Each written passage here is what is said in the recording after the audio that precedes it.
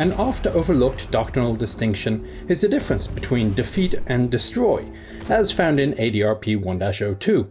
It is not necessary to destroy the enemy in order to defeat him. Further, in the real world, defeating the enemy does not necessarily mean you have won or achieved your own goals, but due to the rather simplified nature of a World of Tanks battle, defeating the enemy also automatically results in your victory, so we'll just go with that. So, how do we win?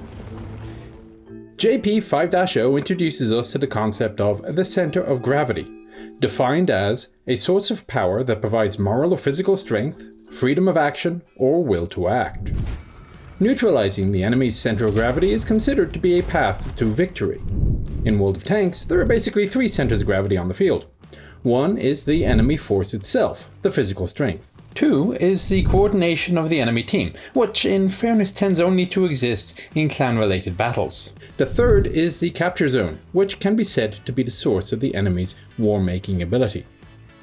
There is very little one can do about the second one. This means that there are two areas one can focus on to win. One can destroy the enemy's ability to affect you, i.e. by killing all their tanks, or one can destroy the enemy's ability to make war no matter what the force levels are, by capturing the base. In a number of encounter battles in particular, you will see that the deployment of the team forces often mirrors that of standard battles. I shall use Stepp's encounter for this example with the capture zone over on the far east side, out of line of sight of almost the entire map. A number of forces, especially heavy ones, will head for the rocks in the west. A few will cover the center, and often a mere token force will keep an eye on the capture zone.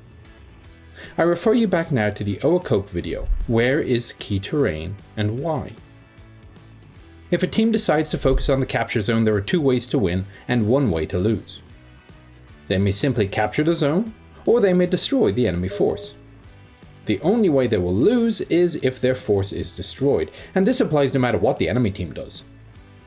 Similarly, a team which does not focus on the capture zone has forfeited one way to win. The only way it can win now is by destroying the enemy force, but they can lose by either being destroyed themselves or getting kept out. They basically just quartered their chances, going from 2-1 to 1-2. What are the advantages of focusing as opposed to simply fighting over the capture zone with a moderate force? I'll refer you once again to the concentration of fire video. The more overwhelming the force you use at a point of contact, the damage suffered is reduced by a squared amount. This is why wolf packs of tanks are so dangerous. There is an old cartoon from the Cold War. Two Soviet generals are having tea under the Eiffel Tower. One asks the other, "By the way, who won the air war?" The point is to ask what is truly important.